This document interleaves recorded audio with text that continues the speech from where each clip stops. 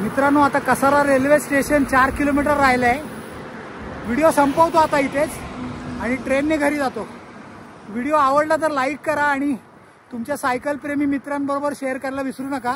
नमस्कार मंडळी, मी महेश दाभोळकर तुमच्या सर्वांचं स्वागत करतो सायकलिंगची प्रेरणा देणाऱ्या आणखीन एका जबरदस्त व्हिडिओमध्ये.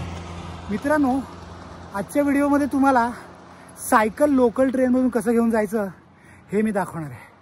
आता मी माझी नाशिकची ट्रिप संपवून कसारा रेल्वे स्टेशनवर पोहोचतोय. बघूया ट्रेनमधून लोकल ट्रेनमधून सायकल कशी न्यायची, प्रोसेस दाखवण्याचा मी प्रयत्न करतो. शेवटपर्यंत बघा, व्हिडिओला लाईक करा. कसाऱ्याला पोहोचलो.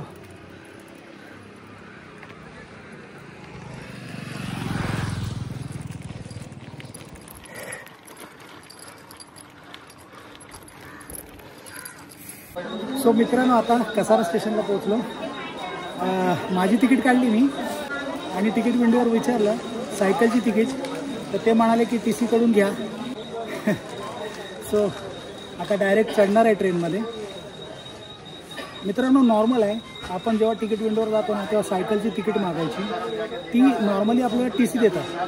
TCने जर आपल्याला पकडलं तर आपण TC कडनं पावती बनवून घ्यायची. 221 रुपये का काहीतरी घेतात, कधी कधी 100 रुपये पण घेतात. आपल्या नशिबावर आहे. सो आता मी डायरेक्ट ट्रेनमध्ये बसणार. पुढचं पुढे बघू. तुम्हाला माहिती आहे काय करायचं ते, पण नॉर्मल प्रोसेस आहे.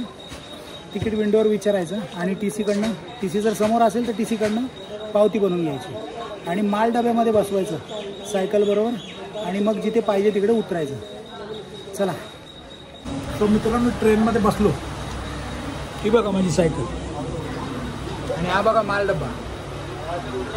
सो अशा प्रकारे माल डब्यामध्ये सायकल ठेवायची आणि शांत बसून राहायचं.